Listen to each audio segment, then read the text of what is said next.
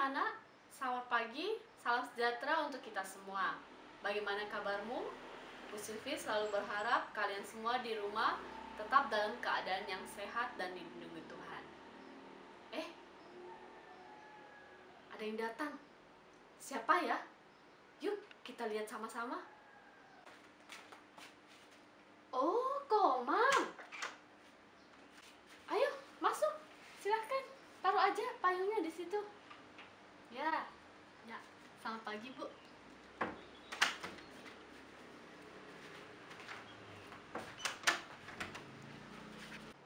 Nah, anak-anak, ini loh Komang. Dia tamu Bu Sylvie hari ini. Komang, tadi katanya di daerah rumahmu hujan ya? Iya, Bu, betul. Deras sekali. Untungnya kamu sedia payung. Nah, itu dia, Bu. Saya juga bawa jas hujan. Jadi hujannya berhenti sampai di mana? Sampai di itu loh, pertigaan Segiri, daerah situlah. Wah, berarti ini hujan tidak rata. Betul, ya, Bu. Di daerah Bu Sylvie hanya mendung-mendung saja.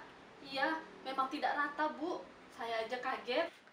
Nah, anak-anak, biasanya kadang-kadang di suatu wilayah bisa terjadi yang namanya hujan lokal. Apa itu hujan lokal? Artinya sekalipun sama-sama di Samarinda, bisa jadi di daerah rumah Bu Sylvie terang benderang tidak hujan, tetapi di daerahmu sudah mengalami hujan.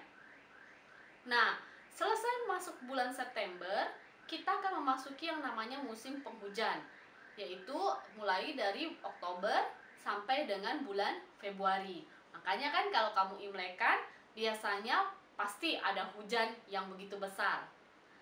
Nah, anak-anak, musim penghujan biasanya udara akan terasa lebih dingin. Betul kan, Komang? Ya, betul, Bu.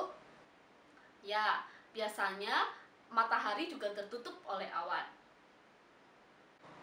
Saya tambahin ya, Bu.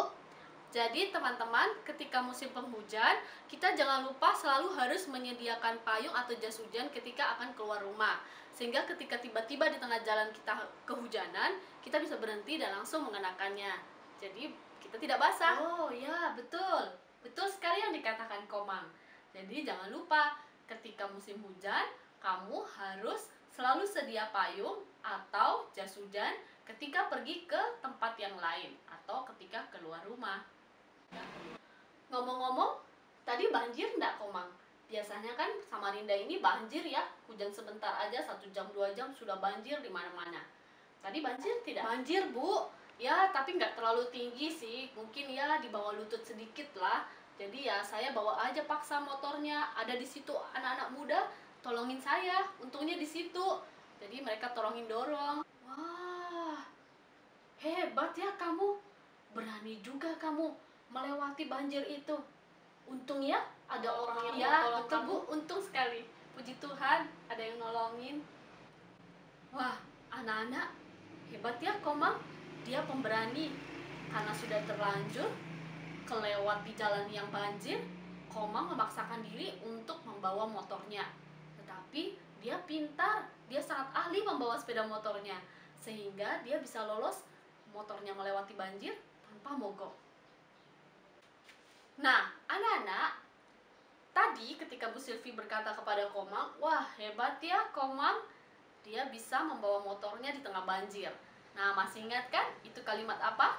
Itu adalah kalimat pujian. Kamu juga masih tahu kan, Komang? Tahu dong, Bu. Nah, anak-anak, kita akan belajar hari ini apa sih sebenarnya menurut Kamus Bahasa Indonesia apa artinya pujian.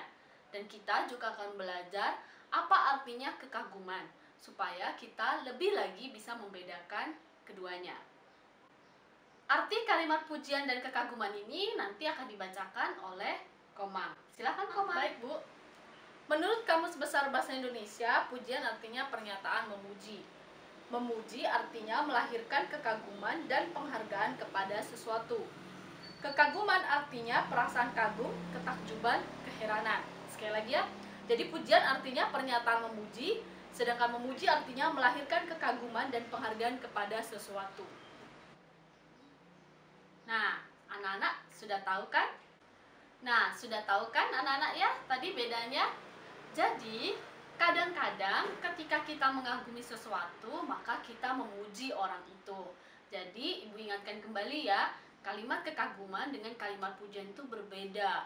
Tetapi ketika kita mengagumi sesuatu, kita bisa memberikan pujian. Jadi ketika kita misalkan mengagumi seseorang atau mengagumi kepandaian seseorang, maka kita akan memuji orang tersebut. Jadi sebenarnya sekali lagi, kalimat kekaguman dengan kalimat pujian itu berbeda. Tetapi kalimat pujian bisa kita ungkapkan sebagai rasa kagum kita akan seseorang. Nah, Komang, tadi Bu Silvi mengagumimu loh. Jadi tadi Bu Silvi memuji kamu hebat, bisa melewati banjir dengan baik. Nah, tentu kamu habis dari rumah pasti capek kan? Kesini hari ini Bu Silvi akan siapkan makan malam untuk kasih Bu. Jadi kamu bisa makan malam bersama dengan Bu Silvi. Mau kan? Tentu aja mau.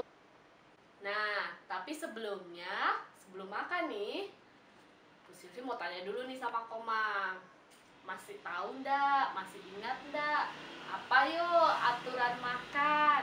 Sebenarnya ini Bu Silvi sudah pernah ajarin loh. Ayo coba.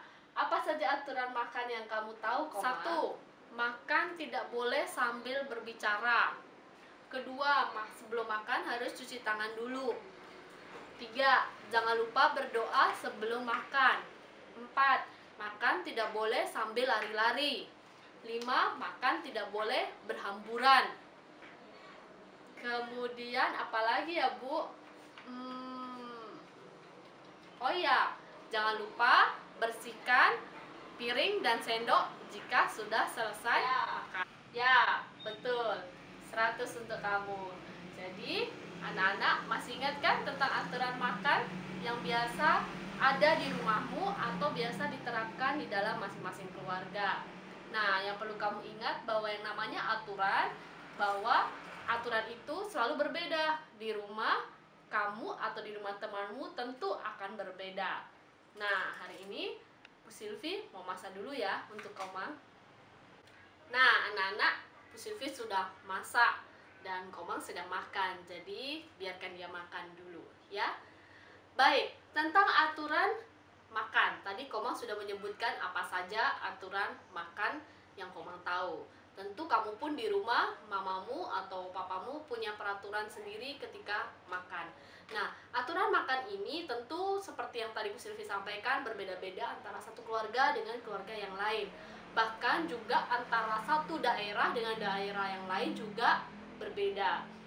Bu Silvi pernah menonton tentang cara makan atau table manner di Jepang. Di Jepang itu kalau makan, mereka senang sekali ketika orang makan mie misalkan ya, atau makan sesuatu dengan berbunyi, dengan mengeluarkan suara dari mulutnya. Nah, itu buat yang masak justru itu suatu hal kebanggaan, seperti makanannya begitu dinikmati dan begitu enak. Jadi kalau di Jepang rata-rata orang sudah biasa makan dengan cara mengeluarkan suara. Sementara di Indonesia makan seperti itu dianggap tidak sopan. Kalau kamu makan seperti itu di depan orang, orang pasti akan marah karena merasa kamu tidak sopan. Kemudian, kita orang Indonesia biasa makan dengan menggunakan tangan kita, betul kan? Bu Silvi juga sering kok. Nah, di Eropa, Bu Silvi mendengar cerita bahwa ketika di sana orang tidak terbiasa makan menggunakan jari tangannya. Jadi bagi mereka itu adalah sesuatu hal yang aneh dan tidak lazim. Mereka terbiasa makan dengan sendok dan garpu. Bu Silvi juga pernah menonton pada waktu itu ada beberapa orang dari Papua yang dibawa ke Inggris untuk bertemu dengan Pangeran dan Ratu Elizabeth di sana. Kemudian ketika mereka berada di satu rumah yang dibuat tempat mereka tinggal, mereka bingung kenapa makan harus di meja makan. Kenapa makan harus menggunakan piring? Kenapa makan harus mencuci tangan? Mereka bingung. Kenapa? Karena di Papua, di pedalaman sana, mereka makan dengan kulit pisang ya. Maaf, salah. Bukan kulit pisang, daun pisang. Nah, mereka makan dengan daun pisang. Jadi, nggak pakai cuci piring. Begitu selesai, langsung dibuang. Mereka pun biasanya makan tidak di meja makan. mereka makan duduk aja di pasir begitu, karena kan daerah sana agak sedikit banyak pasir. Nah, makanya kita semua punya aturan yang berbeda-beda. Jadi, kita semua juga harus menghargai aturan masing-masing. Ketika kita main di rumah orang, tentu kita harus ikut aturan orang lain. Misalkan Bu Silvi main ke rumah teman, teman itu tidak memperbolehkan Bu Silvi bermain sebelum makan. Maka Bu Silvi harus nurut. Tidak boleh kemudian Bu Silvi bilang, loh kalau di rumah aku udah apa-apa, main aja dulu baru makan gitu ya. Tidak boleh seperti itu. Ketika kita di rumah orang, tentu kita harus ikut aturan orang lain. Nah, ini sebenarnya sudah sering sekali ya Bu Silvi sampaikan juga tentang aturan makan ini. Jadi, Ibu pikir kamu juga pasti sudah sangat-sangat tahu apa aturan makan yang biasa diterapkan di rumahmu maupun di rumah teman. Nah, Komang sudah selesai makan. Bagaimana masakan Bu Silvi? Enak tidak? Sangat enak masakan Bu Silvi. Ya, hari ini Bu Silvi cuma masak biasa aja, tapi Komang memuji Bu Silvi. Apa dong tadi? Coba ulang pujiannya. Masakan Bu Silvi sangat enak. Ya, anak-anak, tadi Komang juga sudah makan sesuai aturan di rumah Bu Silvi. Dia makan dengan cara duduk di meja. Dia juga makan dengan menggunakan tangan. Boleh, kalau di rumah Bu Silvi boleh makan dengan menggunakan tangan. Jadi tadi dia makan dengan menggunakan tangan. Nah, bagaimana dengan aturan di rumahmu? Pasti aturan di rumahmu juga berbeda-beda, ya kan? Nah, Komang, ngomong-ngomong, mau pulang ya? Sudah malam. Baik, kita mau pamit dulu dengan anak-anak. Baik anak-anak, sampai bertemu di pelajaran berikutnya. Sampai di sini dulu pembelajaran kita. Sampai jumpa dan Tuhan Yesus